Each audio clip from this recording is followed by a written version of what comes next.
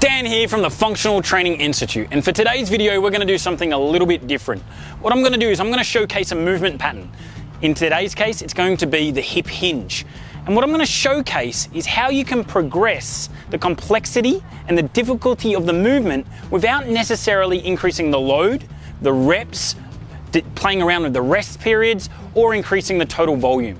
But rather what we're going to do is we're going to have a look at how we change the load position, the body position, the range of motion, as well as the neuromuscular demands and the plane of movement.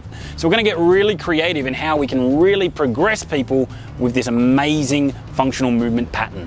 What we're going to do is we're going to start in our most regressed format, and that is our kneeling hip hinge. And this is a really good movement to start people to really understand the biomechanical rhythm, the lumbopelvic rhythm of the hips, the neutral spine and terminal hip extension. So it's a small subtle movement.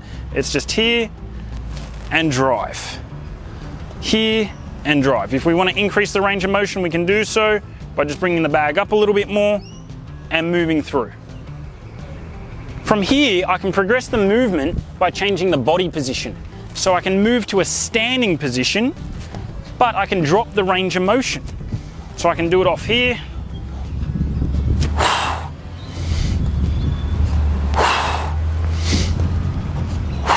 I can then add more range of motion.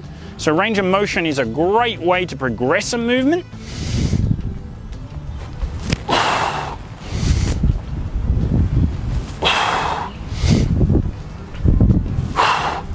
From here I can increase the neuromuscular demands by coordinating the hip hinge with an upper body movement.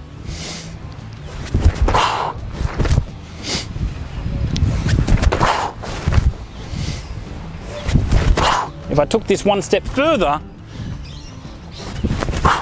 from the clean to the snatch.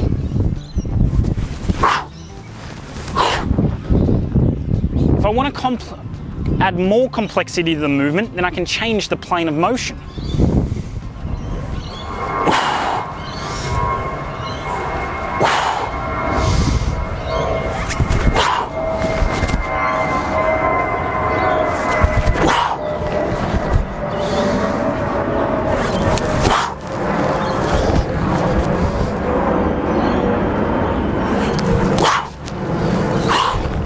And I could even change the load position and the distribution.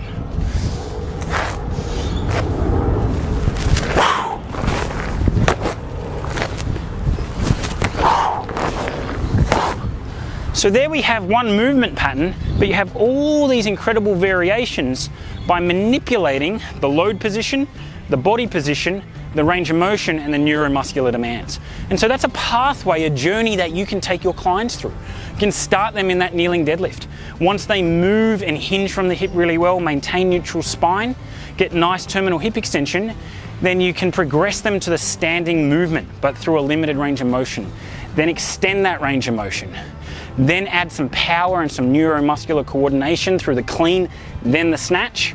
Then we can change the plane of motion by going transverse with the deadlift, the clean and the snatch. And then we can change it again by adding more ballistic, dynamic nature through the shouldering, through the legs. So there we have one movement pattern and a huge variety of progressions so you can tailor the movement to your client and their ability and needs. Hope you enjoyed that. Over to you guys.